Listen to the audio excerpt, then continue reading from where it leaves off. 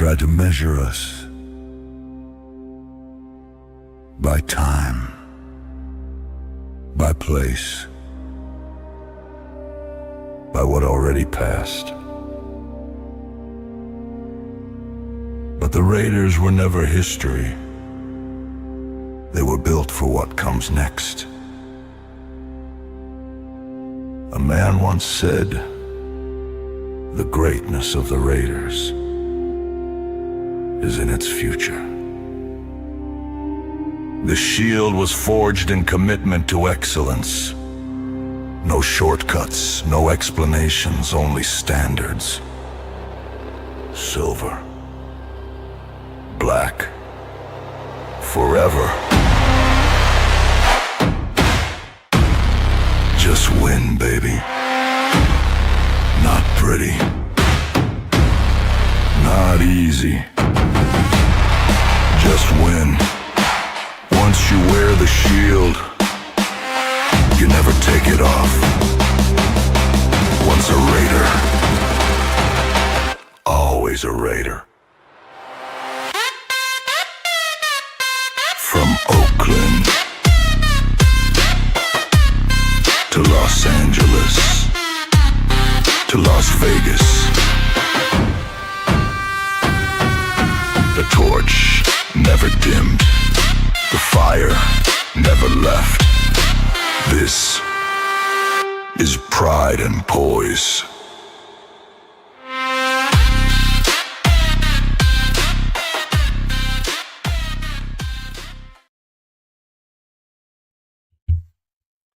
What's going on, Raider Nation? Welcome to Raiders Pride and Poise. I'm your host, Raiders First Downs. My second episode on my solo program that I'm putting together. For those of you that are new, hit those likes, subscribe to my channel, Raiders First Downs on YouTube.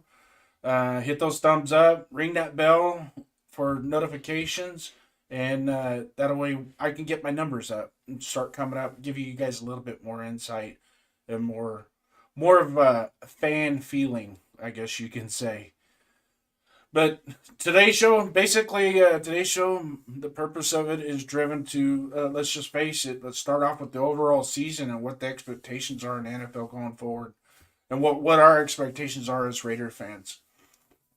As Raider fans, we're going to sit back and watch Sunday's game with quite a bit of interest. Why is that? Why are we going to watch the game? Why are we going to be so interested in it? Well, it's pretty simple. Our possible head coach, and I say possible because nothing has been signed yet, right? So things can change. I'm confident that this is a done deal, that the verbal agreement is solid to the point to where I don't think anything extraordinary is going to happen. But you know and I know, being a Raider fan, you just never know, right? Kind of that same feeling when Walt Coleman was called over to the sideline on a snowy day in New England and decided to put the headphones on and review a call that was pretty obviously that was a fumble, right? We'll be dialing. Our possible head coach is going to be dialing up the plays for the NFC Championship team this weekend. So, how does that make you feel? What kind of excitement does that give you? What are you looking for? What is it that are you salivating to just see what happens this weekend? Because the team that they're going to play is very creative. Their coaching staff is very creative on neutralizing an offense. So there's a lot of aspects that are going to go into this week's game. Plus, you have 2 weeks off, or you have 2 weeks to prepare for the game. Okay, it's at a neutral site. Okay, so the crowd and the fans are going to be more of a neutral setting for them. There's going to be more aesthetics that are presented in the game, longer television commercial breaks, things like that. They really could affect the ebb and flow of what the Super Bowl is. And a lot of those things kind of annoy me because I get it, the halftime show, we got to get the entertainment out there and, nice 30-minute presentation so everybody, because they pay a lot of money and there's a lot of money invested, and I get it. the money makes that program work, right? But I also like the games to flow, and especially if I'm watching it as not as a fan of either team, but I like to see the game flow, and that's one of the things that I kind of over the years have grown frustrated with the Super Bowl because it seems like it's become more of a commercial atmosphere than it is an actual football game. But before I get started, I want to jump in here real quick. I got some people that are coming into the chat. First off, I'm going to start off with Raider Ryan here. Salute to you, brother. Until I hear from Max himself, I no longer feel the hype, even if it come from Glazinator. Yeah, we'll dive into that a little bit more later on. First, I'm going to cover the Super Bowl. We'll get through the Super Bowl part of it first. And then if I forget, Ryan, just if you're still in the chat, remind me because I want to come back to it and make this a topic of discussion because, we all know that things are said, things are heard, and people want to believe what they want to believe, Of course, I got my chat in there, but I don't know. Jack, and I hate to say this, not everybody knows what your name actually means. I do. It's a very good play on words, but I know Captain Jack Rackham last night, he kind of hacked the name up, and I'm like, ooh, you might want to read that before you start spouting it off. So, but anyways, Jack, I much appreciate you being in here. There's 15 people. I see 15 people watching. If you're on X, follow me on X. I appreciate you following me out on X, but if you could do me a favor, jump over to YouTube and see what it's like on YouTube and chat it up on YouTube. And then subscribe to my channel on the YouTube side. And then that way your notifications, you'll get better notifications out of it. Plus, we grow this platform on the YouTube side. I want to give a big shout out to the boss in and of himself, 401_Raider_Jeff, for allowing us to use this platform and being in the studio. He's been a big help, great mentor on this, and a great friend. And so be it. And he's a good friend for everybody. He's always got a good ear for everybody. He's kind of ignoring me now, but he'll get over it. Tyler McCosker. I think that's a play on words, but I'm going to leave it alone. Thanks for coming in over there on the kick side. YouTube. And then Tyler, you are spamming. Please don't spam. I'll give you a chance to kind of clean it up before we get going any farther. But it's a small channel, so spamming isn't going to get you anywhere anyways. Marcus Banks just hopping in here with me. Marcus Banks, once again, OG brother. We go back. Titans fan, but he's always welcome at Allegiant Stadium. If he ever was to go to Allegiant Stadium, he will be taken care of. Trust me. He's a friend, not a foe, by any means. So thanks for joining us. And anybody else in there, if you haven't hit the keyboard yet, hit send. Hit it on your phone. I'm running vertical, I'm running horizontal. Let me know which one you prefer. If you prefer just in the horizontal, you prefer in the vertical. I mean, we can do that,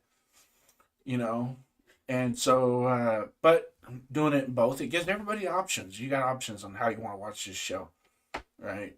Now, I'm not going to be a barn burner, okay? We already got one Mitchell Rentz. Let him do his thing. But this one's more core, so we can actually, do it as fans and not have a lot of stupidity and all these funky adjectives that they like to throw into their programs. And that's them. It's fine. It's entertaining. But at the same time, we also hear that this enterprise, we like to keep it real, right? And, nobody's always right. Nobody's always wrong. But I can tell you this. Just remember, I'm not here to coddle anybody, okay?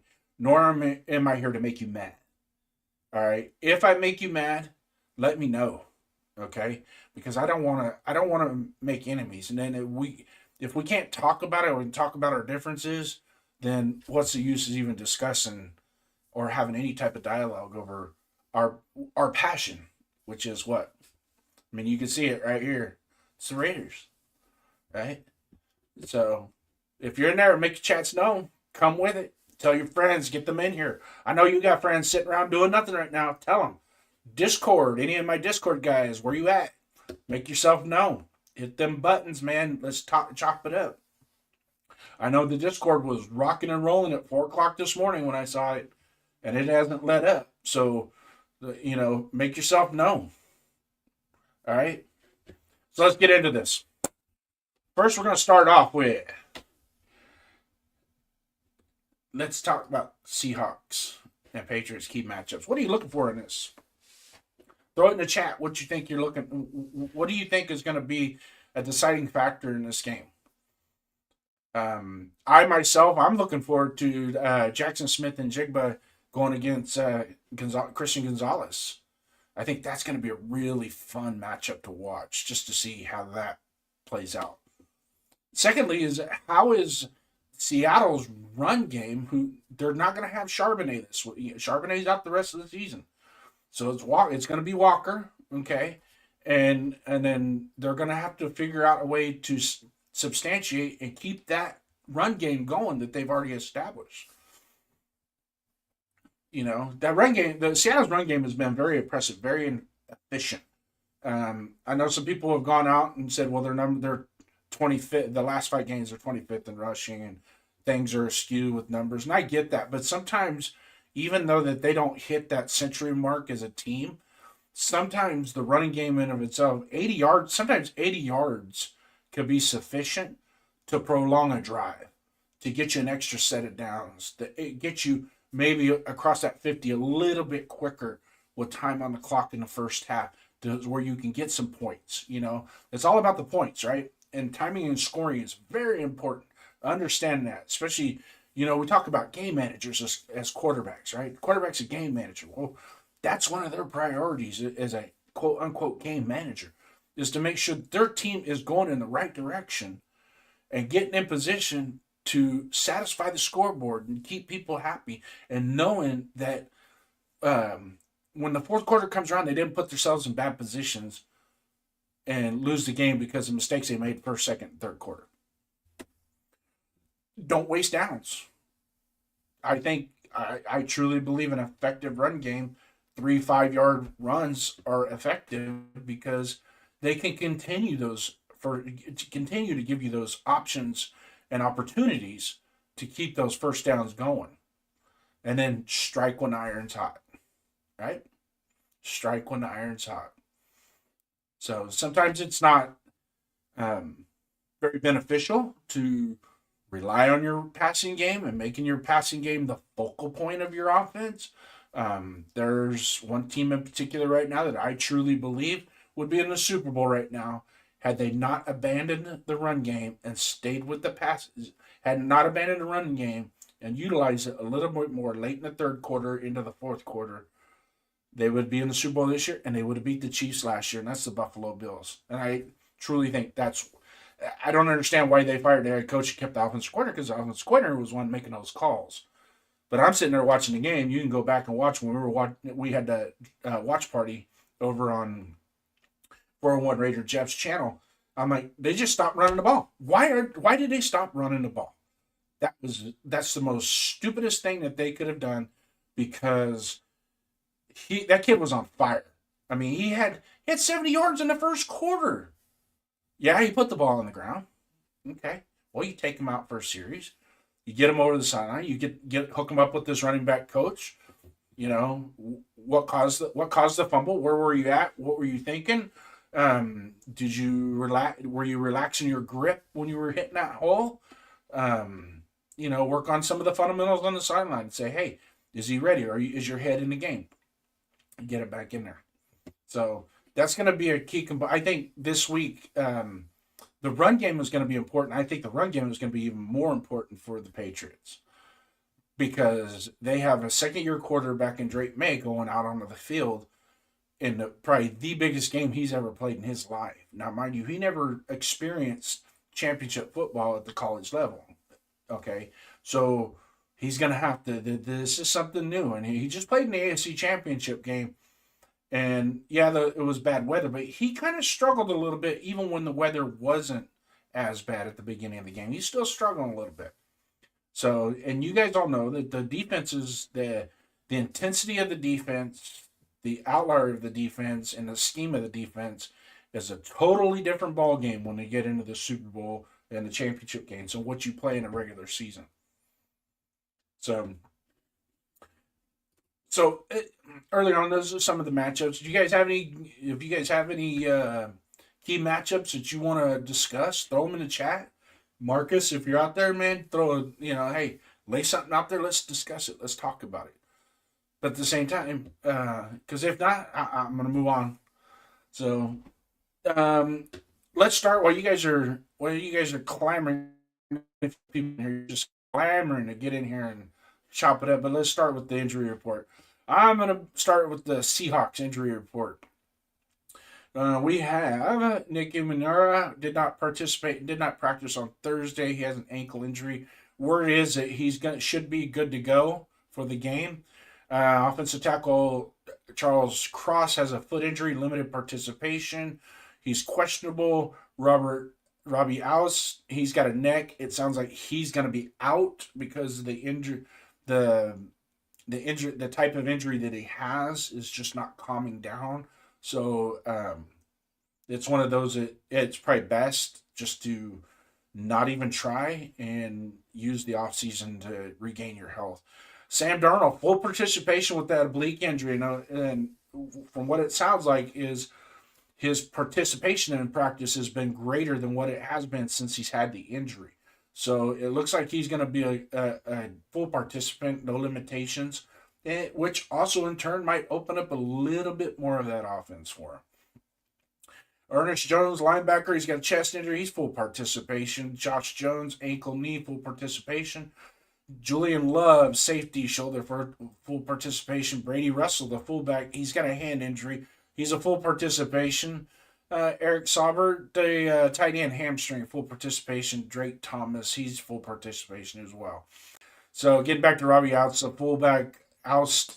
fullback, his status remains concerning as he's missed the NFC Championship game with that neck injury, and the injury, it just needs to calm down before he can even think about going full contact. And then we discussed earlier about Zach Charbonnet not being available for the game with the torn ACL, which, man, I hate to see guys tear their ACL, but especially at the end of a season when your team's on a championship run.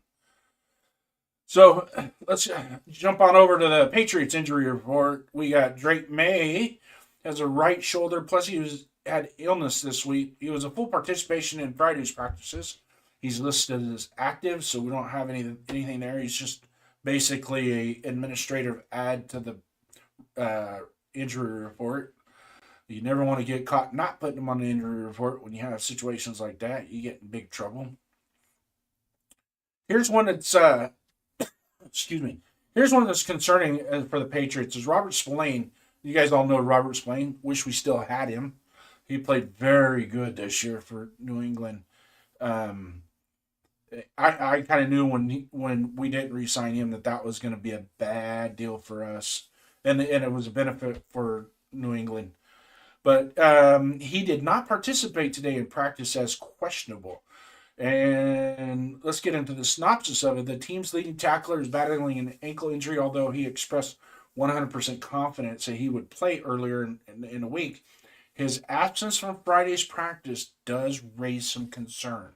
Now, you guys know that depending on the severity and what type of ankle injury is, if it's a high ankle sprain or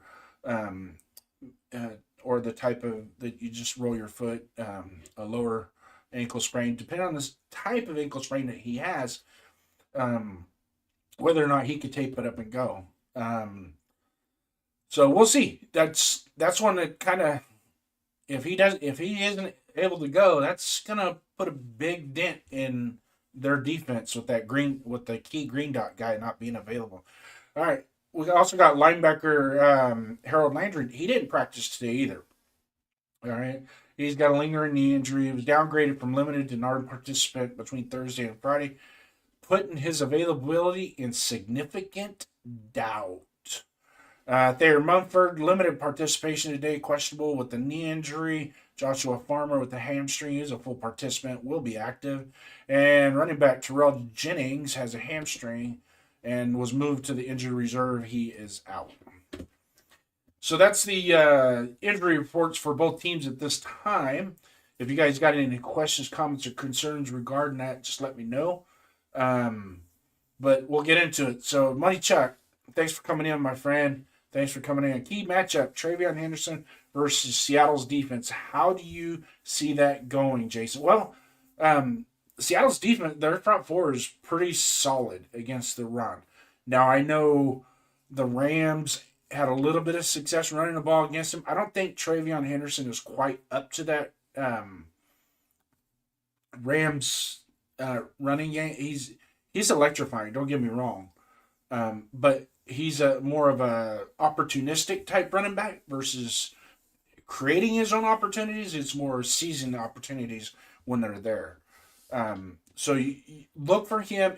If for some reason they can get that wide zone clicking a little bit against the Seahawks, he's going to have early success in early in the game, early downs. You're going to probably see him, with a few carries, get up in that 20, 25, 30-yard range fairly quickly. But that will start to bring those linebackers into play. So the linebackers will start moving up a little bit, tighten up that front seven. Maybe even switch over to an odd man front with and have an extra DB that can tackle come in. But I truly think here's the deal. Josh McDaniels was offensive coordinator. If you come out and you shut down his run game, what does he do? He relies heavily on the pass. Now, if you become predictable with your passing game with Drake May, that's going to be a problem. So the score could actually get away from them very quickly if they start to abandon that run. You got to stay to the run. Even if you go 8-10 yards in the first quarter, that second quarter, you still got to be dedicated to get that run going. Don't quit. As soon as you give up on the run and they get 2-3 scores ahead of you, then now you're very predictable. Did you hear the founder of Hall's Auctions died recently? His last request was there be no coffin at his funeral. Nice front burner. Thanks, man. Yeah. So, having said that, that Money Chuck brings up a really good matchup. Travion Henderson versus Seattle's defense. It's going to be very key for New England as to getting him going. Take a little pressure off that young quarterback so he doesn't feel like he has to make all the plays, because that's very important for young quarterbacks. Is when you send him out on the field and he's tightening his chin strap up, it's like, okay, I know the other 10 guys are going to produce, so I just have to do my part and nothing more to help this team. So now that we've talked about that, there's some other key elements to this game that are going to be very interesting. And I'm looking at it from a standpoint of New England's special teams. Now, Travion Henderson, I don't know if they still have him returning kicks. I know they did at the beginning of the year, and he was electrifying in returning kicks. Their punt return game, it's susceptible, but just like any other team, that if you don't prepare and you don't stay disciplined and stay to your assigned lanes, there could be some special team scores going on and some defensive scores as well. I'm curious to see what the turnover rate is going to be like in this game. Let's flip over to Seattle's side of the coin and with their special teams. And what do you think? What do you guys think from them? Do you drop back Jackson Smith and Jigba on a punt return one or two times in the game, just to see if you can steal a score? Maybe. I mean, it's the last game of the season. All chips are on the table. You know, we've already hit the flop and the turn. You know, so we're just waiting for that last card, and so you might as well just go do what you got to do to win the game. We got one of our OGs popping in, Rosetown, probably one of the best Raider fans to hit up in the chat. Welcome, Rosetown. Salute to the nation. Anybody else in here that wants to chat it up? I mean, hop in. Tell your friends, man. This is only my second show, so solo. Tuesday nights I do Show Me Your Shield with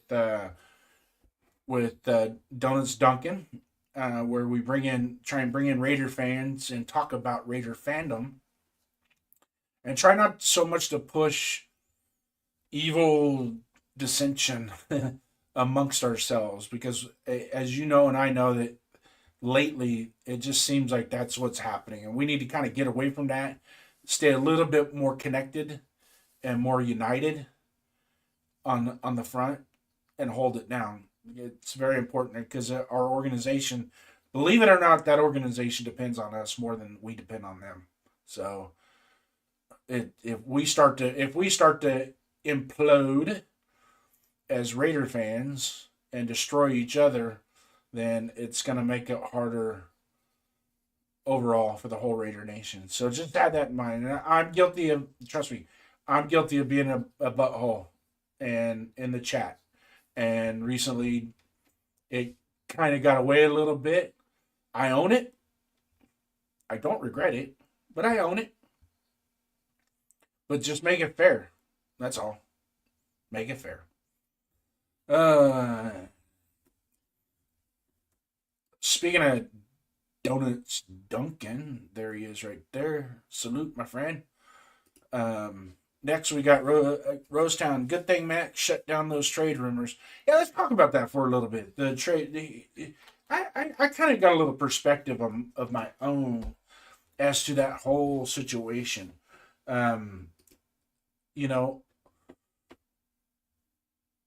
Did he have that conversation with Jay Glazer? That's a good question. Did he actually have a conversation in a similar context, but Jay Glazer only took bits and pieces of it to report on? Because a man of Max's stature in the situation that we're in as a franchise, him being who he is and how he performs and how he plays and how he prepares and the things that he's done in his 8-year career, and nothing has transpired to help this man out to get him to a point where he deserves a championship, right? Because you guys, I think he deserves a championship. He's done everything for us that we can imagine. Is he a stat king? No, he's barely, top 15, top 20 in sacks. Is he capable of being in the top? Oh yeah, most definitely. But there's more to his game than just the sacks. He makes plays, right? And he does it sometimes at the most opportune time to give the rest of our team a chance to win. So we can't discredit what Max Crosby has done for this franchise. Is he upset? He has every right to be upset the way things have gone for at least the last 5 years since the John Gruden email. Since we've had that debacle, we haven't recovered from that. You guys know that we haven't recovered. It's been like a hot press. So how do we recuperate that? How do we tell Max, that's it? We're gonna get this fixed now, Max. Stay with us, Max. Stay with us. Keep talking. Stay with us. How do we do that? Well, let's get the front office right. Okay. What's the hierarchy? What's the calling card? And I think also too, what will benefit Max is taking away his ability to have any type of senior lead, quote unquote, senior leadership input on decisions made. So, Max, go play ball, right? And if you got comments, questions, or concerns, give them to us. We'll listen, but we can't let him influence us in those decisions. Love Max. He's a Raider through and through. I don't want to see him leave. But you know what? I didn't want Kenny Stabler to leave either, and they traded him. I didn't want to see Khalil Mack get traded. They traded him. I didn't want to see Marcus Allen walk out the door as a free agent. They let him walk out the door as a free agent. You know, so things happen. It's the power of the business and the attrition within. We just got to roll with the punches because ultimately it's us that carries the shield. It's our responsibility to keep the shield high and proud, and then let the players embrace it. I know we're here for them. I know I've heard a lot of people say ain't no player bigger than the shield. That's absolutely true. There is no player in the NFL that's bigger than the shield. You know, so my question to Max is, if he did, and he wouldn't have to answer it directly to me. Obviously, I'm a nobody, right? I'm just some old man that's retired and sits in front of a computer and makes content, I guess you can call it. And he's in no way obligated. But if for some reason I was to have that one-on-one conversation with him, this is what I would say. I would say, if you did tell Jay Glazer those things in a roundabout way, in the context in which Jay Glazer brought him back,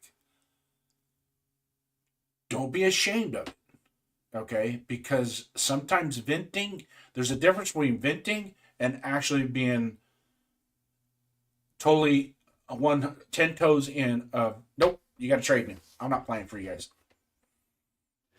Big difference. And we see that as Raider fans. We can tell when you're not in. If you don't want to play because you can't wear the right helmet, you burnt your feet in a cryo chamber, or you don't want to play for us because you didn't get your foot fixed like you were supposed to in the off season, or you don't want to play for us because we got rid of your college quarterback and now you're playing with a quarterback that you don't like, and so on and so forth. If you want to go, go. We're still here. We're still gonna be Raider fans. Ain't nothing gonna change it. I was born into it. Players come, players go. Just the hard part about it is right now is us as Raider fans have always embraced our legends, and we're running out of legends to embrace. So just take that into consideration, Max. If you did say that, that's fine. You have every right to be upset and express yourself to that degree to Jay Glazer. Now, for Jay Glazer, let's talk about him. Man had somewhat of a reputation as anytime he broke information, breaking news firsthand, he had firsthand information. It wasn't he was making stuff up, woke up, pulled his head off the pillow and said, I think I'll tell Raider Nation this, or I'll tell Fox. I'll go on Fox with Howie and the guys and tell them this because that's how I feel. Well, he's usually pretty good about having first-hand information. And usually when Jay Glazer says something, it was like, okay, that's real. That's, above and beyond the credibility of Adam Schefter and Tom Pelissero and, Andrew, whatever his name was, the guy that had the big ears that used to be on the NFL Network. I don't think he has his connections as much. Back in the day, it was Peter King and Chris, what's his name? Chris passed away of cancer here not too long ago. Anyways, you guys know who I'm talking about. Those guys usually had first-hand information, and usually when they relayed that information, it was pretty dead on. But this one here, I think it kind of hurts the credibility of Jay Glazer. Let's face it. First thing out of his mouth in that interview was he talked about his ADHD. And at that point, I'm like, okay, hold on. ADHD, sometimes, You know, that old adage of squirrel. Yeah, just they kind of get into that mode. Uh, so I didn't see anything that Mag said that shuts down his trade rumors. If anything, he didn't address it, nor was asked. What did I miss? Uh, I haven't seen it. As far as video takes, I'm just reading some synopsis of uh, um, rumors that he spoke about it today. Never mentioned anything about wanting to be traded.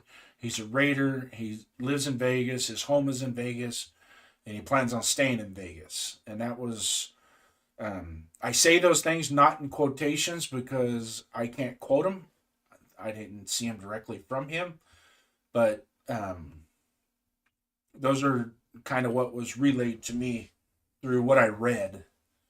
And these are articles I want to say Bleacher Report, but don't quote me on that. It was an article I read this morning or this afternoon, excuse me.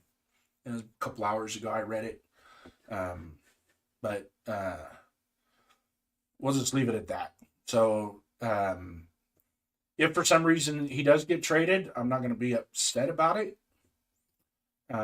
Because I know the team is in a certain position right now in growth. That do we want to take a chance and hold on to him and make him, because there could be with him being an 8-year veteran and we get a bunch of rookies and 2 and 3-year veterans, is there going to be a strong disconnect of how they how they play with each other? You see what I'm saying? So we got to be mindful of that as well. Plus, his value right now is greater than it's ever going to be. Max Crosby's value is only going to deteriorate when we go into 2026 and we kick off and he's still on the roster. His value is going down, and it's going to go down, and it's going to go down, and eventually it's not going to be worth us to trade him. It's just, we just write it out, or we let him go ahead and hit the free agent market, and let him know that when you're ready to when you're done with your career and you're ready to come back home, you'll always be welcome at home. He's gonna once a Raider, always a Raider. He's it.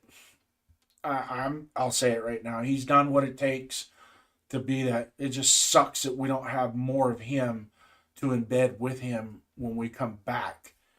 To where we can say Max Crosby, Raider, this guy Raider, this guy played with Max. They were like this, like some of our heroes when we were growing up. The Howie Long. You can obviously see Howie Long's one of my favorite players of all time. But, you got Greg Townsend, Bill Bickel, Bob Golick, Scott Davis, even Sean Jones to a certain degree, but Sean Jones left pretty early in his career when he went to Houston, and then ended up in Green Bay and played real well in Green Bay. There's been a lot of guys in that early 80s to mid 90s that today they walk in the building, they're still a Raider. No questions asked. If Crosby leaves, don't mean he can't or won't come back to get top picks, and he has a chance to win after a few years. Come back to us like Woodson did. Yeah, you know what? If he was to leave for a couple years and then come back and play a ceremonial season with us or sign a 1-day contract, I'm okay with that as well. I'm never going to have hatred over him. In fact, even with what Jay Glazer said, I'm not mad at that. I'm not. If he said it, he has a right to say that. He's earned it. But for those guys that have been here 15 minutes or played only 5 games for us or only played 1 season and then 2 or 3 games into the second season, he's whining and crying about the atmosphere and I need to get the F out of here. I'm going to end up dead. I've never been hit so hard in my life. Now, granted, I like DeMonte. Don't get me wrong. But come on, man. We take pride in that when we see our players out there saying those things. It pisses me off. I myself, what the hell you want? I just spent $1,000 to come here and watch you play. Bought a jersey, bought a bunch of souvenirs because I'm a Raider fan, and now you don't want to be here? What's the problem? Maybe you should have thought of that before you came here. You know, because we're still going to be here. Okay, you guys play 10, 12, 13 years in the NFL, and you ride off into the sunset with all your money. And granted, some people deserve it and some people don't. But we, long and short of it, it's our team. I used to hear all the time, "You work for me, I pay your salary." Well, guess what, Raider players, you work for us, we pay your salary. And if you don't think so, just think about it for just a second, where your money comes from.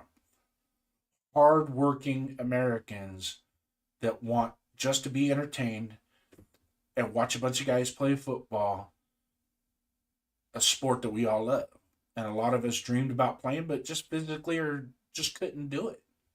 It takes a special talent to get to the NFL. Don't overlook that. You guys are special people in the NFL. Yeah, Rosetown. He's staying in Vegas. The only objective that I have to it is he's staying in Vegas, but going to go play somewhere else, leave his family here, because I believe his wife is embedded in the community as well, with some business type stuff that she does. Don't quote me on that, but I believe him talking about it, that the community aspect of it is they're already growing their family into that part of it. So right, wrong, or indifferent, if he does go play somewhere else, does he just live here in Summerlin, or I believe Summerlin is where he lives? If he's still staying there and doing his thing, hey, that's people do that all the time. Everything is established there for him. I believe you're talking about, yeah, and I think it's kind of what we're talking about now, Rosetown, is that he's got everything established. He's built a home. His daughter. He probably likes the schools and the ambiance of where he lives, because you gotta, let's face it, like in Summerlin, that community's gorgeous, man, and I wish I could live there. you know, but so it's one of those deals where maybe that's just as important to him, is to stay here, not just for the football aspect, but for the family aspect of it as well. Um, Max said that he wouldn't rather be anywhere else. He's got his shit on his body. Yeah, the tattoo thing, I get it, and he's gonna have a sense of loyalty to the Raiders because, let's face it, we took him in the fourth round, right? And the knock on him was he wasn't big. He just wasn't big enough to play defensive line in the NFL. He was built more like a power forward than he is an edge rusher, and he grew his man body.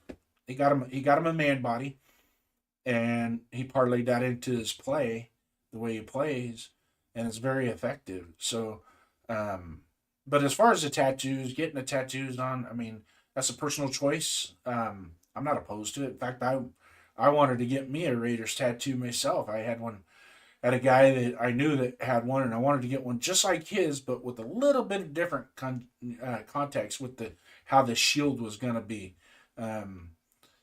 And I had the pre-draw for it, and I was contemplating. The guy said it was, and this was back in 1996, right after my daughter was born, and he wanted $400 for the tattoo, and it was gonna take he said about 10 to 15 hours total to do it the way I wanted, with the shading and everything. And I was going to put it right on my shoulder and have it come down into the upper part of my bicep. So I still wanted to keep it underneath the shirt. So, and one of the biggest reasons why is because of my dad. My dad was opposed to tattoos. He felt that it's a momentary expression that you permanently place on your body that years down the road you may regret. And sometimes getting a tattoo, first of all, you're having somebody else do permanent marking on your body. And, who's to say 10, 12, 20 years down the road, you look at it and you're not happy with it. Now what? I know they have the technology to do that zapping, but who wants to go? That's painful. Those guys that do that go through and get those tattoos removed like that. Ooh, no, thank you. I just cover it up with some makeup or something so people don't see it. But that's a personal preference. Like I said, I'm not opposed to it. In fact, I kind of like tattoos, and I've seen a lot of beautiful artwork that really impresses me. But out of respect for my father, who's no longer with us, who passed away in 2004, I will not to this day get a tattoo. Besides, I'm 53. Why? It's kind of late. Forget it. Money Chuck comes in with another one. Hot take, hot take. Uh, let's. I think the fact that Max didn't address it speaks volumes. Just because he talked about it, living in Vegas, owns a home. There's absolutely no meaning behind it. Well, you know, I don't. It's hard to say. It's hard to say because but there was two people in the room when the conversation happened. It was Jay Glazer and Max Crosby. I myself was going to take what Max Crosby has to say about the situation and what Jay Glazer said. I'm thinking maybe he's taken what Max told him a little too far. Because, like if I was Jay Glazer and Max is telling me this stuff, I would be like, you don't really mean that, do you? You are so embedded with the Raiders organization, your love and your passion for the Raiders and the fans. You really want to think about forcing a trade? That would be my response to it. And leave it at that because technically, if you think about it, that conversation should have never left that room. There's a time and a place, but now I can tell you this: I don't think Max is going to be sharing information with people like that anymore. But Money Chuck, thank you so much. That is simply amazing. Thank you, brother. Let's see. Oh, crap! I'm in trouble here. I'm gonna get to you here in a minute. Rosetown, you got one here for me. Facts: Jacoby would take hits to never complain, and Da was complaining all the time. Yeah, I think with Jacoby, it wasn't so much the play itself; was the financial aspect of it. He was looking to get paid, and he wanted wide receiver number one money, but he didn't earn it and wasn't gonna get wide receiver number one money. But I thought maybe top tier wide receiver two money would have been satisfying to him, and that's exactly what Jacksonville did. They gave him. I think they were about a million and a half more than what I was projecting that he deserved. But at the same time, uh, I think we could. I think we could have done something with that. But hey, you know what? If John Switek says, "Hey, we can go in a different direction and make things better," we got a fourth and a sixth round pick for him. So we got two draft picks for him. So that's not a bad deal. Salute. I am not bueno. One of the OGs from the 401 Raider Jeff side of things. And I think we click in chats and on other platforms, but that's the big one for us. Duncan, he's giving you a shout out too, Duncan, just so you know. Money Chuck, I saw 4 interviews today with Max. Not once did he address nor was he asked. We watched him long enough to know he would have said something today. Yeah, and that, like I said earlier, I haven't seen any videos. I really haven't looked for videos. I was kind of busy today with my mom, taking care of some business with her, and I didn't really dive into looking for any videos or videotaped interviews with him regarding it. I know there has been some videos out there. The article that I read is actually one of those that sometimes the people are right, and sometimes they're wrong, and you just got to take it with a grain of sand. They're not quite CNN, but they're not quite Fox News, I guess.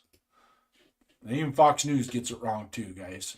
So, I'm not bueno. Come on down to SoCal, JD. My lady will link you up. We will get you suited up in some badass Raider ink.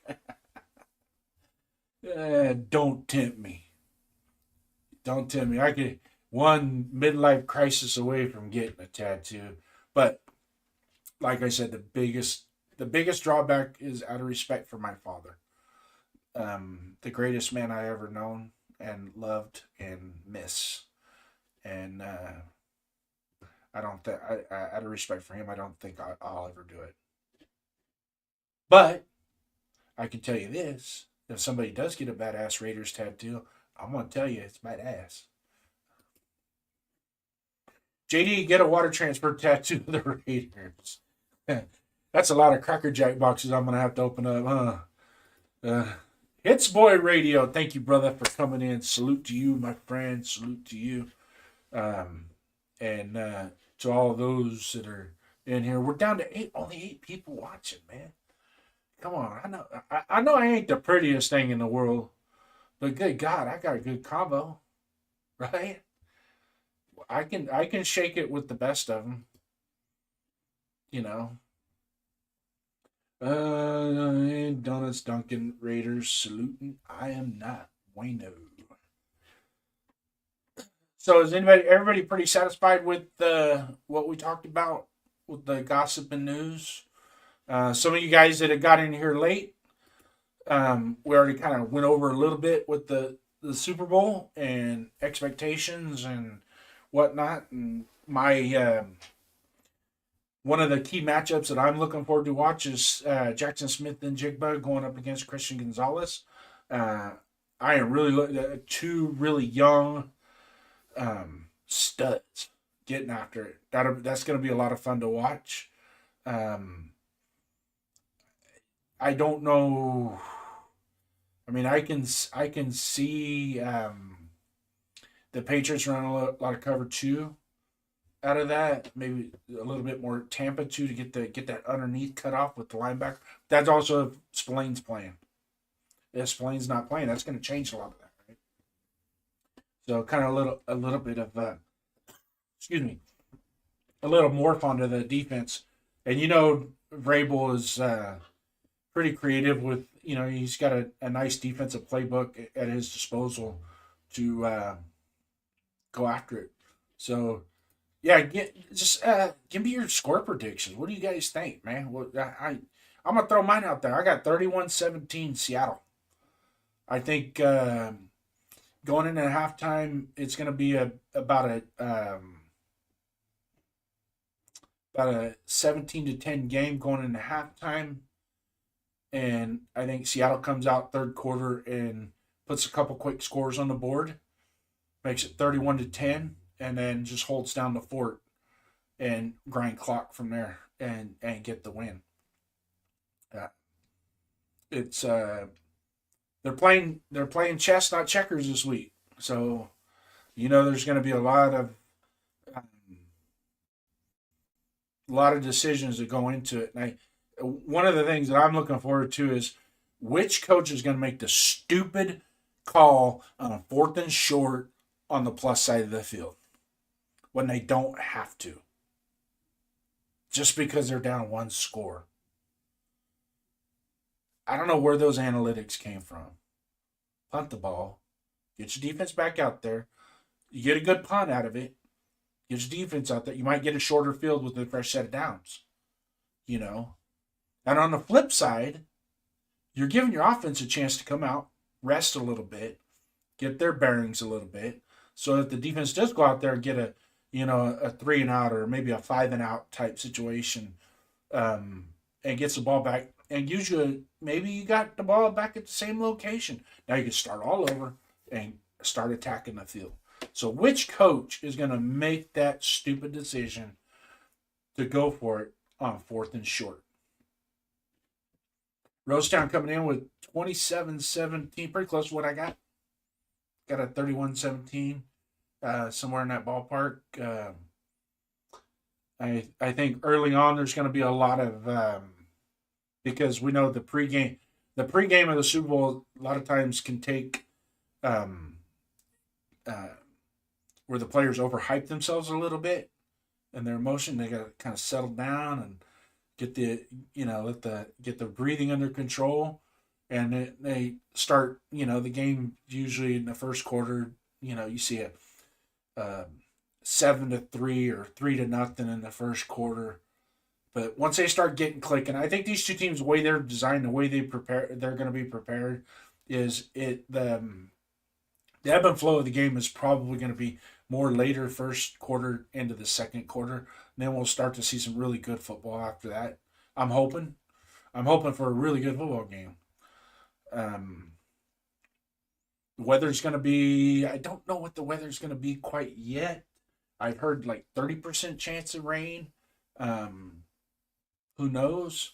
They're playing in Santa Clara, which um, that stadium is horrible. For being as new of a stadium it is what, 12, 14 years old, and the overall it's just not. I'd rather have the Oakland Coliseum, boys. I really would, even with the overflowing sewer and the seats that aren't bolted all the way to the stadium that move around and things like that. But there's something to be said about that Oakland Coliseum, and it was very special. It was I had season tickets there for 9 years, and then I had partial season tickets for 4 years, where I'd buy 4 game packages instead of buying the whole package. Money Chuck's coming in 27-17. Seattle win. I think Seattle has a 14-point or so lead going into halftime. And New England catches up. Yeah, I'm kind of in the same boat. I don't think it'll be quite a 14-point game, 14-point lead. More of maybe a 7 to 10 point lead. I know that if Seattle can put a get them up, if they can get up 2 scores going into halftime, coming out at halftime, then you'll start to see Josh McDaniels and might very well reach a little bit with what they have at their disposal for play calling. And some of that is going to put Drake May in compromising positions. And like I said, Dexter Lawrence and the boys up front on Seattle, if they can bring it. Just ask old Matt Stafford and Brock Purdy. Those guys, when the going gets tough, man, they could be just as nasty as any defensive line in the NFL. So, Warriors come out and play. Yeah, I don't pay attention to basketball as much as I used to. It's gotten the NBA basketball has gotten so atrocious and so bad. With all these guys chasing rings and building super teams here and a super team there, and I'm Kevin Durant. Why don't you two come over here and play with me? And just there's no real true competition that's consistent throughout the NBA. Besides, and the players that they have now that are their featured quote unquote face of the association, they're not worth it. They're not worth it. I'm sorry. I wouldn't even hire LeBron James to promote. I wouldn't hire LeBron James to promote pantyhose. I'm sorry. No knock on Joe Namath, by the way. Pats just beat 2 top 5 defenses that were better than the Seahawks. I got Pats 31-24, 14-14 at halftime, 17-0 after halftime. Pats halftime adjustments.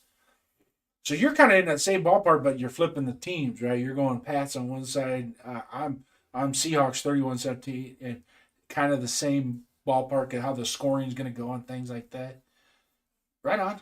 Yeah, I can dig that, but as a Raider fan, my natural hate is the Broncos, Chargers, Chiefs, Niners, and then throw the Patriots in there. And then back in the day, it was the Steelers. I've grown away from the Steelers, having hatred for the Steelers. But the Patriots, especially with what's going on, and we'll talk about a little bit more with the Hall of Fame.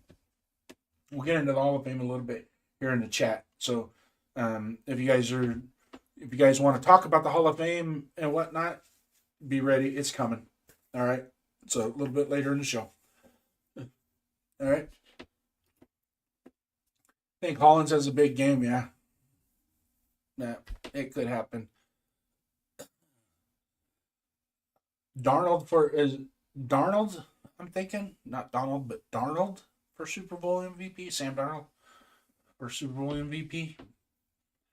It's kind of a gimme, right? Being a quarterback on a team that's probably gonna have the most dangerous offense per se, the best offense out of all of them. Um, I can see that being an easy pick. Um, but think outside the box. Who do you think? I mean, come on, guys. Let's. Who do you think could snatch an MVP unexpectedly? You know, maybe it's Stephon Diggs. Hmm? Maybe Stephon Diggs becomes Super Bowl MVP. And trust me, if he wins the MVP, he'll let you know. He'll let you know. He doesn't need any endorsements. He'll endorse himself on that one. That's for sure. So, anybody got anything left for the Super Bowl? What are you guys going to eat? What's on the menu? I'm contemplating brisket nachos with pepper jack queso. Those are really good. Um, Only thing is, I gotta go get the brisket tomorrow and get it prepped. It'll take me about 8 to 10 hours to get that brisket done just right before I can chop it up, spread it over some nacho chips, and layer it with some queso and some green onion and olives and um, a little bit of chopped jalapenos, just like you would any natural nacho, but just kind of think outside the box a little bit. And I've actually made them before with using regular Lay's potato chips that I throw in the oven and sprinkle some lime juice on it in the oven and get them a little bit crispier. Put them in the air fryer, not the oven, the air fryer. Get them a little crispier there and throw them in lay them down on a plate and put your toppings on and go to town. Maybe some chicken wings. Ain't no thing but a chicken wing. You guys going chicken wings? Some buffalo sauce, some ranch sauce. What kind? I don't know. I think I'm getting Donuts Duncan hungry here. He's still in the chat. He's probably mad at me as I'll get up. But anyways, any of my partners from the 401 Raider Jeff, if you guys are in here and you're watching and you want to jump in now, go ahead, jump in. We can chop it up a little bit as to what's going on. Let's talk Hall of Fame. Anybody want to talk about the Hall of Fame and what they saw in the Hall of Fame? And what's your overall take of this Hall of Fame? I think it's a really good class. I really do. Obviously, Drew Brees, first shot, boom, you're in. I like seeing Luke Kuechly in. I know there's some people that say, well, he didn't do it long enough, but he did do it. And when it comes down to a linebacker that could absolutely positively change the outcome of a game, he was one. I put him right up with the Ray Lewises when it comes to linebackers. I really do. He was that effective. That just sucks it. You know, he had an injury-plagued career and it was shortened. And I wish he could have went out 13, 14 years with the same type of production. But I really like it. Roger Craig. Why did it take so long to get Roger Craig? Bill Belichick and Robert. No, bullshit. Why did it take so long for Roger Craig to get into the Hall of Fame? I want to know. Does anybody have any answers? Can you tell me, anybody out there in chat land, why he didn't get into the Hall of Fame sooner? Now, mind you, I'm not a 49er. I hate the 49ers, but I respect good football players, and I like good football. And Roger Craig was once a Raider. He played for us. And wasn't too bad. He actually he wasn't a cancer. He wasn't a deadbeat.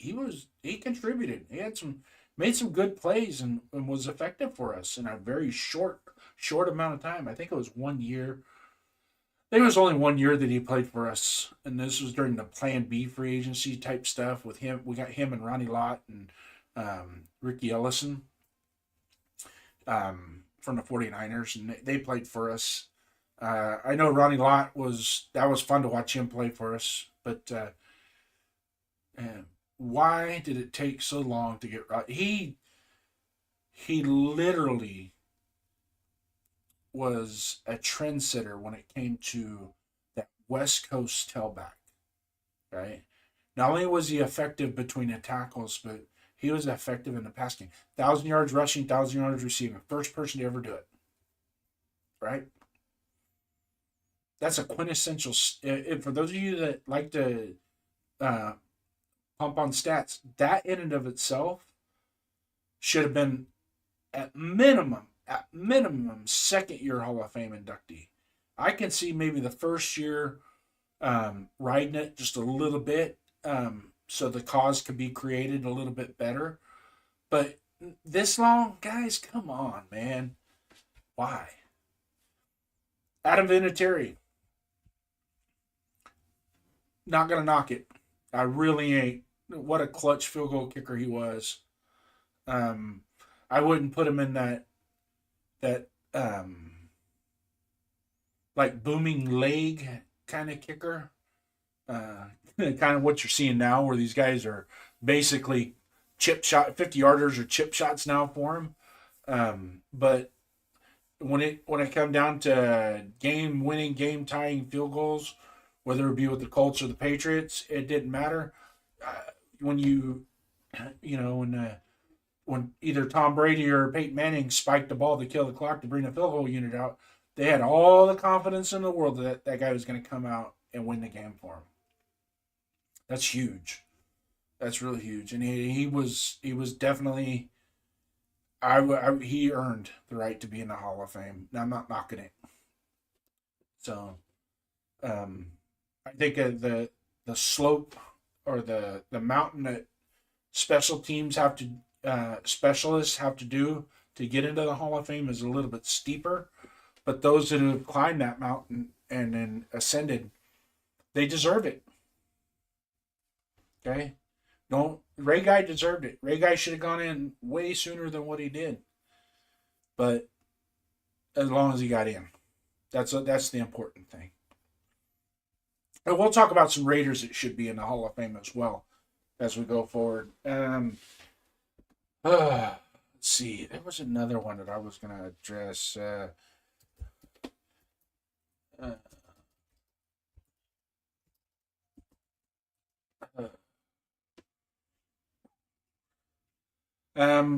okay, Larry Fitzgerald. I think Larry Fitzgerald's the only one that I'm missing. I knew there was one I was missing. Larry Fitzgerald.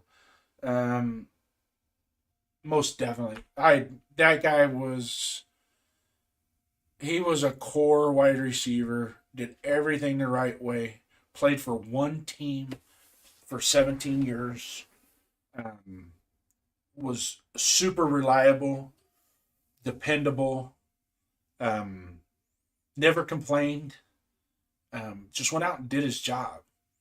He was the Cardinals' Tim Brown, right? We have our Tim Brown. That was the Cardinals' Tim Brown.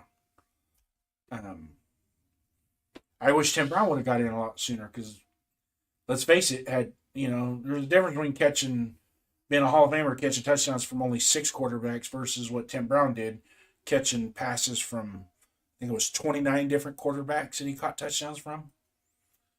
And I truly think that had Tim Brown and Rich Gannon and John Gruden been together for 9 years or 8 years, that this whole Hall of Fame thing would be a different story. And so notable finalists who did not make it: Bill Belichick and Eli Manning. The 15 modern era finalists included Willie Anderson, Jari Evans, Frank Gore. So there's still a lot of really good players that that were finalists. I think Frank Gore is just a matter of time. Hopefully he doesn't fall out over the next 2 or 3 years, because I truly think he deserves to be in the Hall of Fame. But I'm going to talk about Raiders that deserve to be in the Hall of Fame.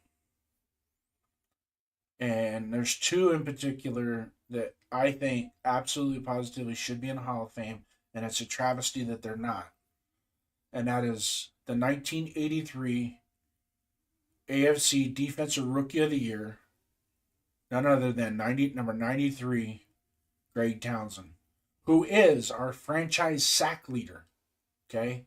He holds the record of all-time Raiders as the most sacks. Okay? Numerous Pro Bowls, Super Bowl champion, All-Pro. Okay? So what's the criteria for getting into the Pro Bowl? Well, a lot of people say it has to be, it's personal accolades is what it comes down to. It's not team accolades, it's personal accolades. What did that player contribute to the game? What did they do to show successes in that game and accomplish those successes? That's Greg Townsend in a nutshell. He did it. He did it for a long time. Another guy that didn't complain, did his job. The running mate of Howie Long. You know, if you're going to go in and you're going to start putting defensive lines in, you know, a whole defensive line into the National Football League Hall of Fame, well, there's two guys that played together consistently for years and were terrors at best, were Greg Townsend and Howie Long. Now, Howie Long went in. He's already been in for a long time now. Why isn't Greg Townsend? Could somebody please tell me why Greg Townsend is not in the Hall of Fame? Did he get caught using steroids? Did he cheat? What was it?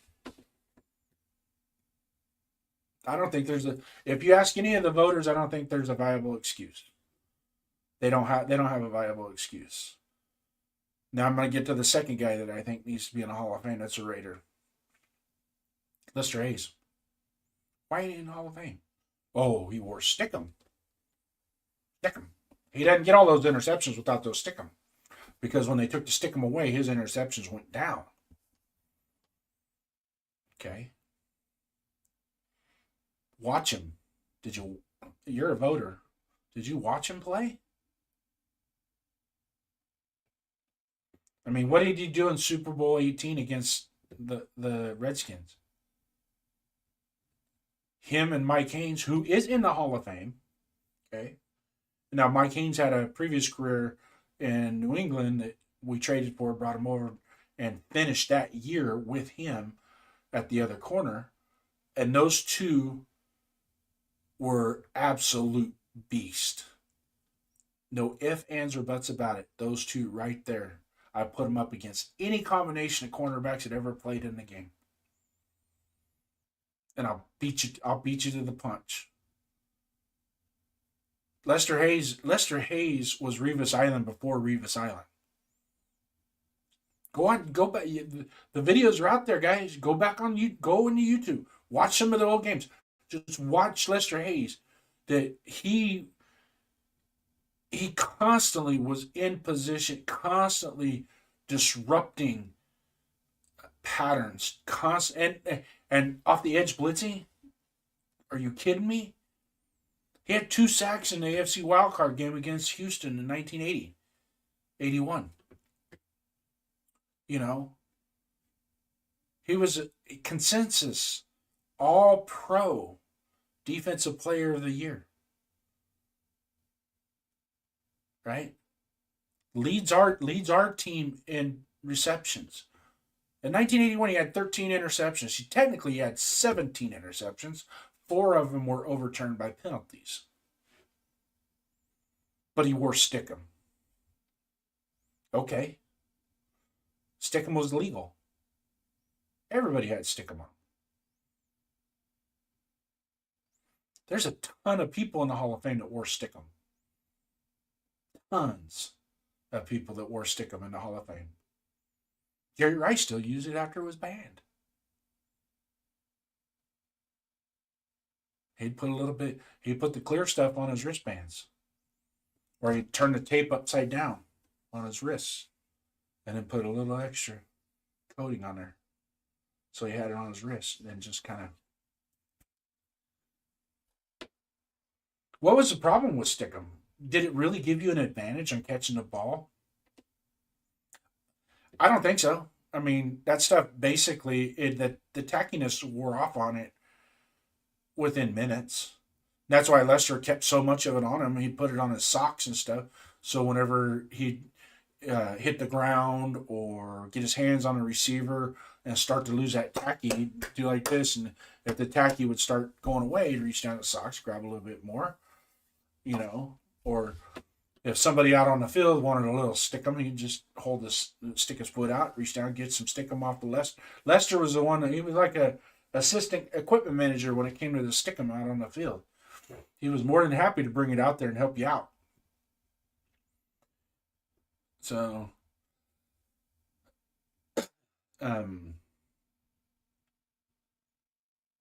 I think that using the stickum as an excuse to not get Lester Hayes into the Hall of Fame is a travesty.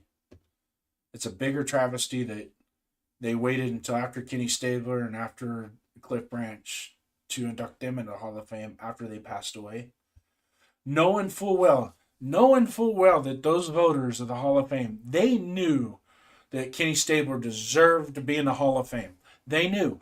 But Paul Zimmerman, one of the voters, Sports Illustrated columnist, he said, as long as I'm alive, Kenny Stabler will not get into the Hall of Fame. And why? Because it was a personal event, a personal beef between the two. Well, you need to just vote no, but leave your problems away from everybody else. Let them vote on the context of what they're seeing. Okay, if he deserves to be in the Hall, somebody deserves to be in the Hall of Fame. They deserve to be in the Hall of Fame. Does Bill Belichick deserve to be in the Hall of Fame? Absolutely. Does Robert Kraft deserve to be in the Hall of Fame? Absolutely. But just because they weren't in on the first ballot doesn't take away that they're not going to ever get the opportunity to be in there. Maybe it is a solidarity spike where the voters rose up together and said, we're not putting them in as first ballot Hall of Famers, because being a first ballot Hall of Famer has kind of a mystique to it, right? I'm a first ballot Hall of Famer, which means you're an absolute, no questions asked. Your bus goes right to the front of the line, and you are it. So what? Belichick didn't get him. Now, I also heard that some of the reason why Belichick didn't get first ballot Hall of Famer is because there's still the potential he could come back and coach. I don't think he comes back to the NFL and coaches. In fact, I don't even think he lasts this year in college. I think he's going to be pretty much done with coach. Him and Pete Carroll are going to be fishing with Jimmy Johnson out in the ocean somewhere. Maybe one of them will push the other one into the ocean. Who knows? But in the long run, our Hall of Fame has to be prestigious, just like the Baseball Hall of Fame. It has to be prestigious. It has to be, what did you do to contribute to the NFL for your team, and how important was it for you with that team? Not so much statistics. I mean, let's face it. Terry Bradshaw did not get in the Hall of Fame because of his statistics. He didn't. He got in the Hall of Fame because he was a leader of men. He was the director and the commander of a 4-time Super Bowl championship football team, and he was their statue for that team. He was their emblem for that team. So I'm constantly going to beat the table for Lester Hayes. I've met him several times. Had many conversations with the man. He just lives right here in Modesto where I live. Run into him every now and then and have a conversation with him. And the one thing that he will tell you is he had a great career and he loves being a Raider through and through. Even today, he bleeds silver and black, and I want to see the man in the Hall of Fame. He deserves it. He deserves it. The top 50, you take the top 50 interceptors of all time in the NFL, 48 of them are in the Hall of Fame. Only him and that Sharper kid that played for New Orleans that went around committing all those heinous crimes with women, and that's the reason why he's not in.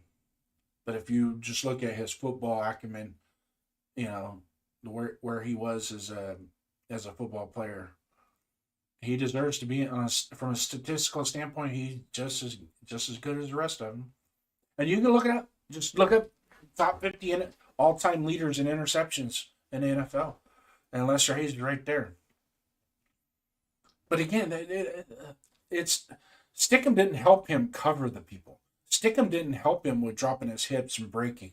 Stickum didn't help him jamming the receiver at the line of scrimmage and gaining an advantage. Stickum didn't help him with his arm length. If you ever watch his tape, you see his arm length. Man, he could jam you from 2.5 yards away and knock your teeth loose. Bear with me, got a helicopter flying over. They're not looking for me, but that didn't sound good. We've had helicopters crash behind our house before. That didn't sound good. I'm not bueno coming in. Nah, Pats beat Stroud. MF threw 4 interceptions. He's been ass. Let me give a little bit of credit to the Patriots on that game. They did what they had to do, and they stayed with it. I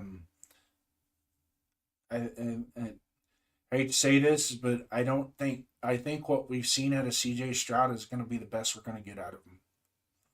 Super talented kid, but I think that's the best that we're going to get out of him, because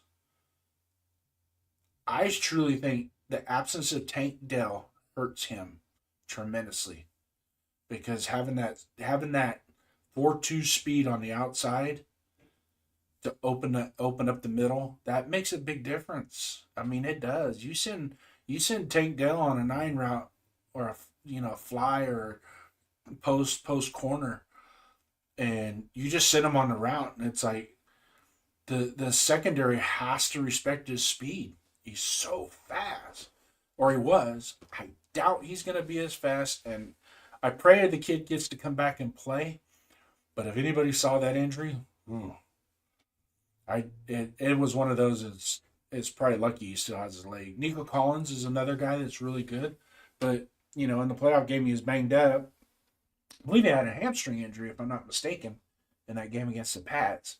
That changes things, and I don't think C.J. Stroud can just get you down the field using just tight ends and a average to below average wide receiver core. He's going to need weapons. But I think that's with everybody, man. Come on, let's face it. Every quarterback that plays in the NFL needs a weapon. They need weapons. Sometimes 2 or 3 weapons, not just one. Because just one is easy to scheme up defensively. Right? So why not have multiple weapons? Do we need weapons? Absolutely. We need footballs. We need kicking tees. We need pylons for the end zone. We need offensive linemen. We need defensive linemen. We need linebackers. Need another couple cornerbacks. We're going to need probably another safety. A wide receiver or 2, depending on how well the other 2 come out of their freshman year and roll into their sophomore year or their second year in the NFL, how they roll into the second year, how much they progressed. I think Jack Besh can be that guy.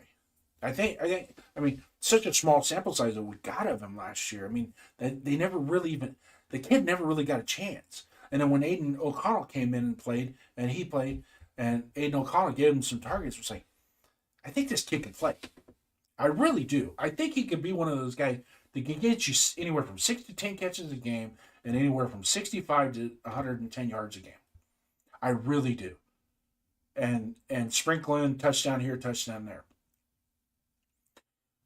Number 89 is our weapon. There is no ifs, ands, or buts about that. We know that, Raider Nation. NFL knows that. There's no secret behind 89. We just got to keep him healthy. Because you can tell without Brock Bowers on the field, it hurts and it hurts bad. And I like Michael Mayer, but um, there's only so much he can do versus Brock Bowers is a special breed. He's a dude. And Michael Mayer, I think, is probably one of the top 10 tight ends in the NFL on at any given time. I would put him in the same category as Knox, Kincaid, maybe even Laporta.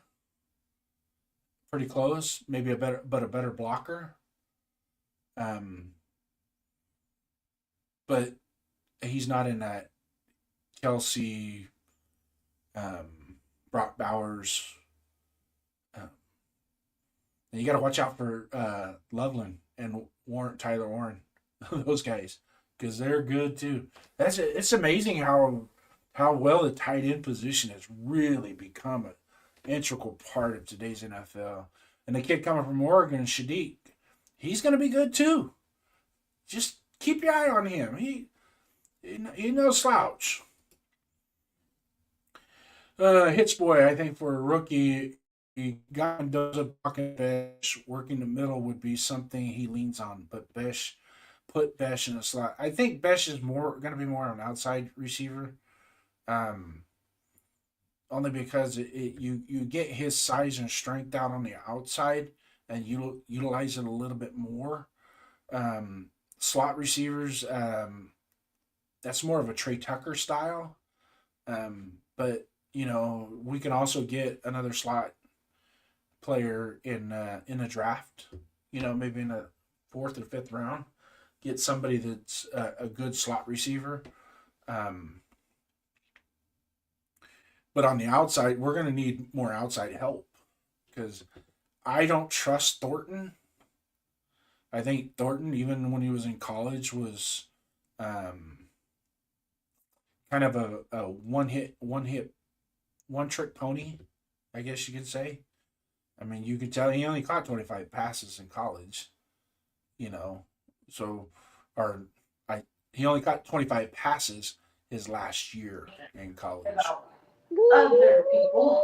Got a lot of background noise, my friend. No, that's my baby girl. Mm-hmm. You say hi to Raider Nation. Yeah, I just got home. Thought I'd say hi to everybody. Yeah. Well, we're down to 6. We were at 25 until you popped in. Oh, darn. Well, then I guess I better get out of here. No, you're good. You're good. I'm about 10, 15 minutes out here and go down and get some dinner going. And then we got other guys coming on tonight that are going to be having some shows. I believe in the description. If you guys go in the description, I put Chewy's coverage in. If you guys go down there and support this guy on his channel, Chewy's Raider coverage, he'll be coming on, I believe at 5 o'clock tonight. He's going to be going live.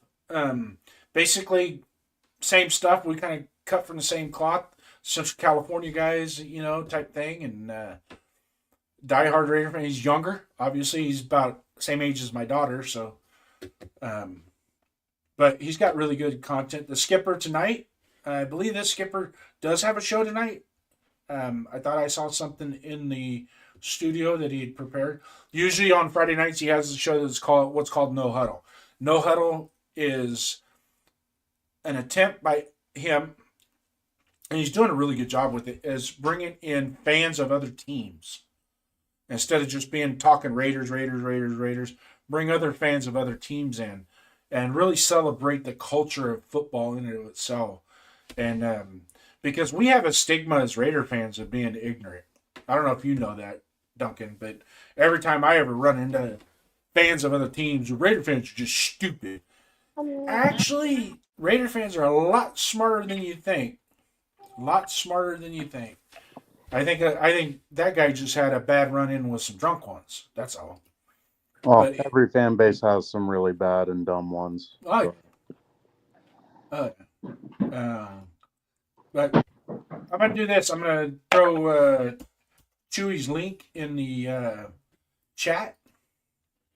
If any of you guys, if you've never been on his show, here's his chat. Go over to his channel, hit the subscribe button for him. the likes, and tell him I sent you. Tell him, hey, Raiders First Down sent us over to watch your show. Does a good job, man. He really does, and the kid's smart, sharp, passionate about the Raiders, and just loves doing what he does. And I know he puts out a lot of shorts, but he does run a live. I think me and him are going to collaborate eventually, maybe sometime as we get closer to the draft, so to speak. I know I wanted to collaborate with the skipper, but hey, it is what it is. I don't know. It's up to him if he wants to do it. But we're going to get more into it. We're going to dive into it a little bit more next week. Big week for us where we get to announce our coach, hopefully. I'm confident it's going to be announced. I don't think there's going to be, but you guys all know, being Raider fans, and it happened to us before with Sean Payton, where he left us at the altar. You know, I don't think it's going to happen because I think you watch that interview today with Mendoza with Pat McAfee. Yeah, I watched, I think, pretty much all of it. I might have stopped at like a minute short, but it was really good. Did you catch some of the nuggets about Kubiak in that interview? Yeah, how they base some of their offense off of Kubiak's offense and like other West Coast similar offenses, the Shanahan's and all that.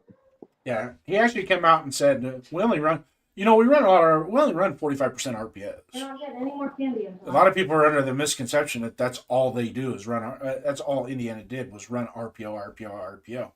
And I'm thinking, well, you know what? I watched the Wisconsin game, and I swear to the holy, they ran Spider 2 wide banana down in the end zone for a touchdown.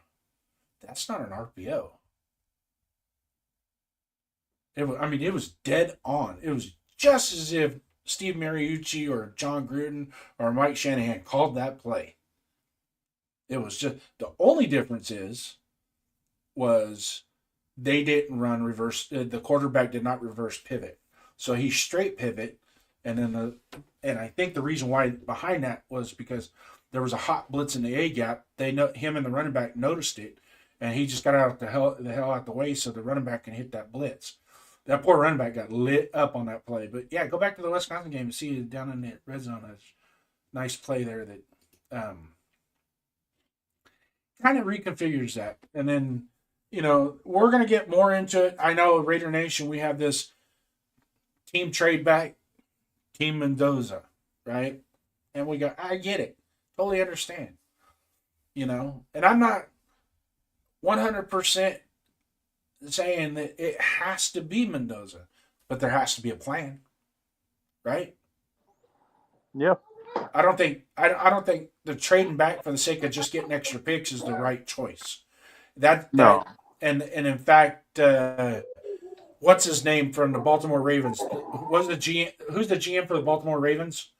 Played tight end for the Cleveland Browns. Was that Ozzie Newsome? Ozzie Newsome. He always his philosophy was your first round is your blue chips, especially in the top 15. You're going to have your blue chips that are going to be absolute, right? Then 15 to 25, you're going to have borderline blue chips or guys that are just right there at the cusp of being absolute play game changers, but at the same time need a little bit more love in the film room and preparation and maturity. But they'll get there, right? And he always said that, and your trade up and your trade back is only you're not going to do more than 5 picks up, 5 picks back, because when you start chasing the trade back, you're going to screw up your draft board. And then when it comes time to make your pick, you're not going to have the person that you wanted there for you. Now, going from 1 to 2 isn't going to change a whole lot except for the Mendoza factor, right? I get that. But that number 16 pick, going back to 16, now that's a bonus pick, right? So we got 2, we get 16, that's a bonus pick. But what's your draft board look like at anywhere from 13 to 18? What's it look like? Are you sold on what you see at 16? you know? And then you'll hear, well, why don't we just trade the number 16 back and go get an extra second round pick? Well, if you're Well, not sold on anybody at 16, why are you going to trade back from there? Thank you. Thank you. Like, if you're really sold on a player, you take them when you have a pick. Yeah. And if you don't, have plan B ready to go to turn that card in. It's like, and it's okay to say, hey, we were looking at this guy, but this guy fits our mold here, what we need. It fills a need, but he's a BPA as well on the board. For us, we're taking him. Right? But we'll as we get closer to the draft with everybody, we'll talk more about it. And I think a lot of questions will be answered because now people will have more time to dive into it. Much like, except for like me and you, where we're watching it real time as the season's going on with the college prospects, versus wait until the end of the season to go, well, open up and look at a draft board and go, and I'll go watch some videos on him or watch some highlights on him or watch some highlights on him. The thing I take away from it, and the reason why I'm probably sold on him so much, is because watching him live and see how it just played out. If he can replicate 3/4 of what he did this year at Indiana, we're good. Yeah, no, I'm fully confident in him. He's got the smarts for it, and he's slightly more athletic than a lot of quarterbacks, and he's got a strong enough arm where he's got a good arm, and he can hit all the NFL throws. Every chance he's gotten, he's hitting the majority of them. Yeah, and I've heard people say, "Well, he can't throw the deep ball." Well, that's coming from people that don't watch film. So you might before you say that, you might want to watch. Here's some plays, and I think what I'm going to do is I'm going to go through and I'm going to dig out.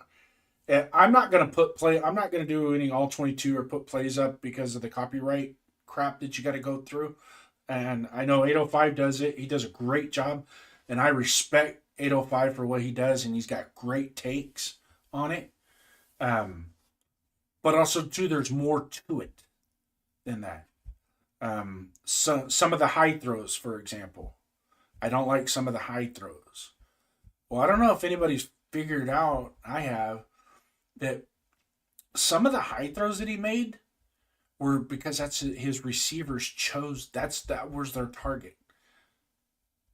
That's what they wanted. You know what I mean? Some of the throws to Decker made it really good behind. That was all on him. Well, hold on a second. Decker wanted that ball hip level on the back shoulder. He didn't want it up high because he knew that the cornerback was going to be anticipating the high throw. We'll go back and watch the play. When the cornerback turned around, he was looking up. The ball was down low. Right? I mean, just little things like that. And then there was one game where Cooper is on the outside and he runs a 6-yard slant down towards the goal line. And you see him go like this. Like that as he's making his cut. What's that tell you? Throw the ball up. I'll go get it. Yeah, they definitely play smart together as a group, and they know each other. And it just goes to show how much practice that they put into working with each other. Yeah. So I don't know. I see pretty much nothing but positives when it comes to Mendoza and that Indiana football team. I mean, when it comes to Mendoza himself, it gets into the nitpicking areas. Yeah, and I could see there's a lot of apprehension. This is new territory for us. We don't always have the number one pick in the draft. Hold on a second. I'm gonna kill the blinds behind me. The sun's coming down into that window. Hold on.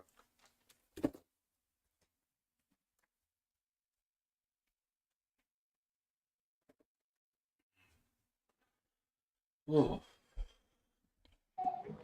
I only meant to stop in by for a couple minutes. That's I fine. got get some family time in. Yep. But salute Raider Nation. Have a great night, and hopefully everyone enjoys their Super Bowl Sunday.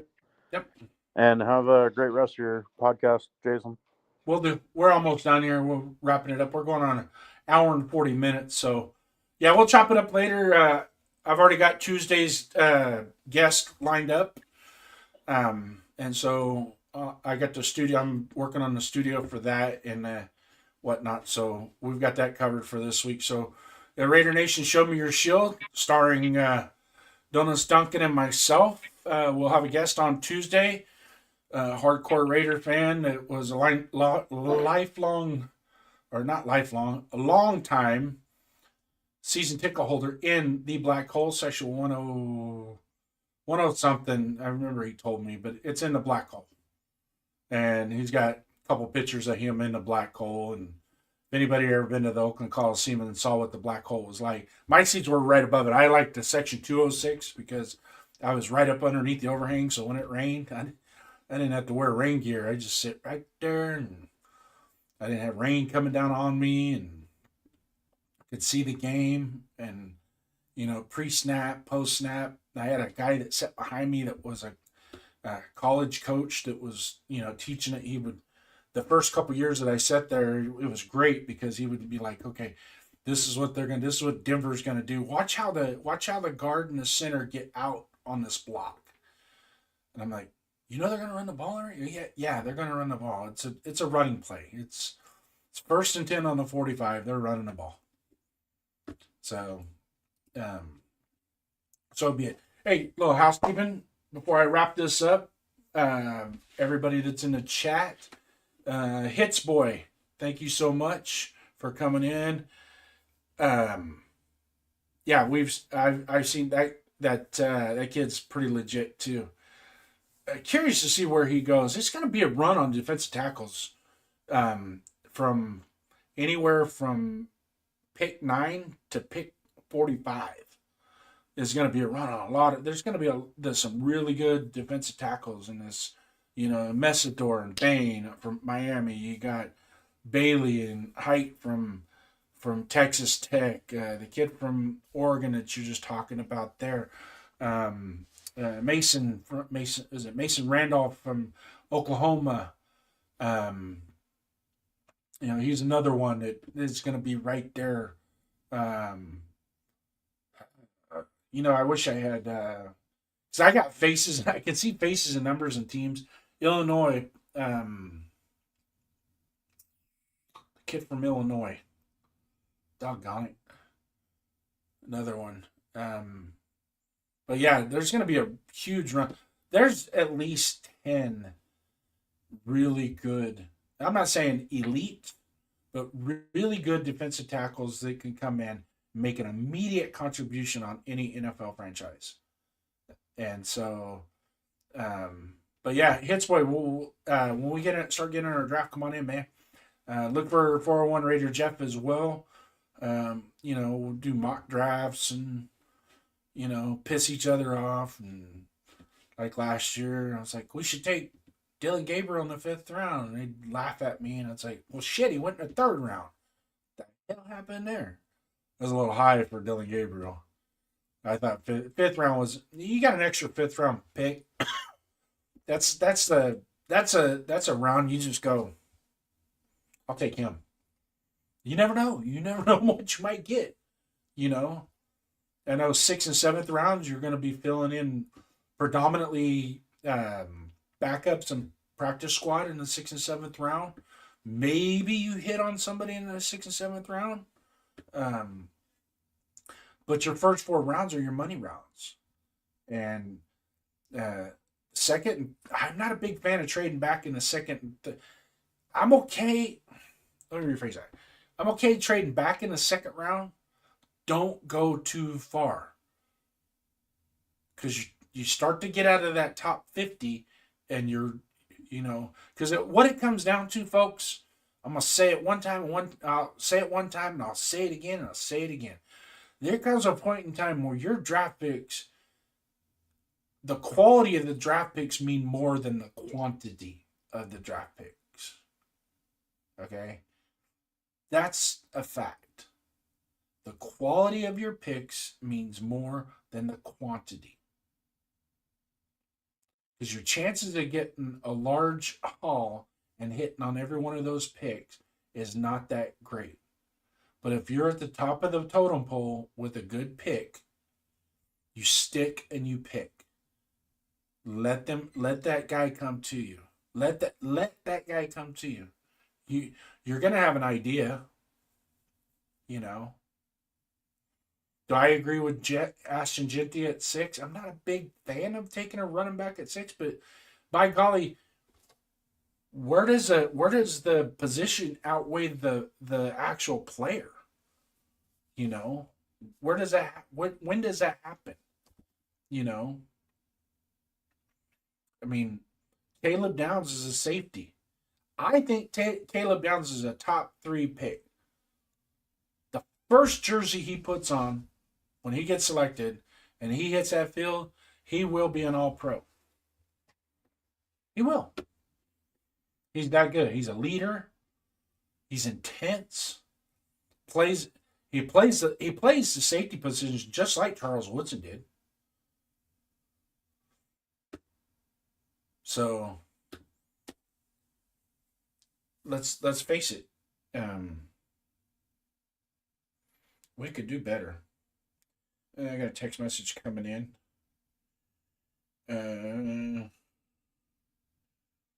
Let me see. Okay.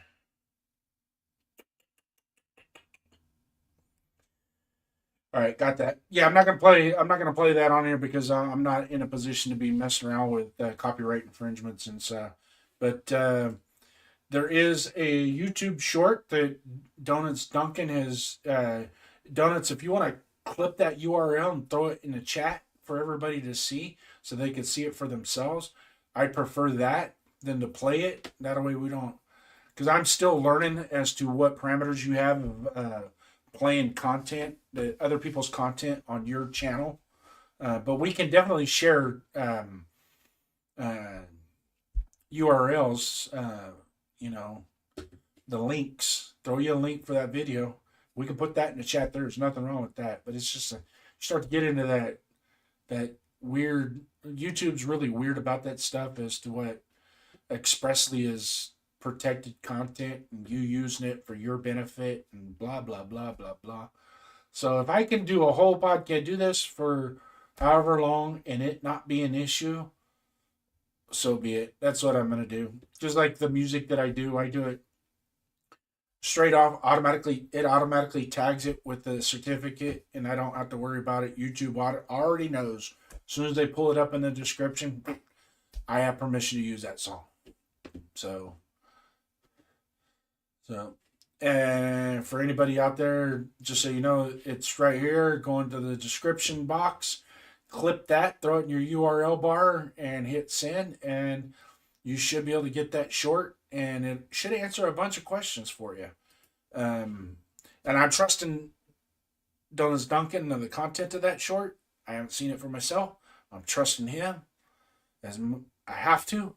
Well, I don't have to, but I do. That the content of that short is going to answer the questions that we were looking for earlier in the broadcast. So, if anybody else, down to 7 people. I know we had 25, 30 at one time watching us, maybe more. If you guys, really in all honesty, I'll send some clips out with the views, I'll send some shorts out, clips, see if we can't build this channel a little bit more. I think if we were to do it right with what we have, who we are, myself and Duncan, I think a lot of you guys would be happy with the content that we provide and how we go about doing it. It's just a different perspective. And I'm actually looking forward to doing a show with Chewy. Really, in all honesty. Ain't nothing better than doing a show with a young buck like that. Especially as passionate as he. You gotta realize that kid has never seen winning Raider football. You know? So, and he still has just as much love for that team as I do. And I've been around. I've been around for all the Super Bowls and championships and things like that. So, but anyways, we are at hour and 50 minutes. I've had a lot of fun with you guys. Keep your eyes open. If you have subscribed to my channel, there's about 160 of you that have subscribed to my channel. On YouTube, it's Raiders First Downs, youtube.com. Hit that bell that says all. So every time I post something, you'll get the notification. As for Raiders Pride and Poise, I don't have a set date and time to air this. It's just a solo project that I'm throwing together. I will from time to time, just like today, have my partner come in and hang out for a little bit. Maybe the skipper will come in and hang out with a little bit. I don't know. I mean, I think the skipper is pretty much fed up with me and done with me. I think he's, I don't think he loves me anymore. But I love him. Kind of weird, huh? But hey, anyways, you guys, thank you so much for coming in, stopping by. Hit them thumbs, man. Hit them thumbs. Okay, the more thumbs I get, the better, and I can get some more stuff out to you guys. But in the meantime, stay safe, enjoy the Super Bowl this weekend, and we'll see you later. And as always, there's only one nation, but the Raider Nation. Cold open, counted out. Yeah, we heard the talk. Cold nights and long losses, still we walk. Scoreboard hurt, but the heart stayed real. Still wear the black, still flash the shield. From Oakland roots to Vegas dust, pain in the season, but we still trust. They say it's over, I say move on, but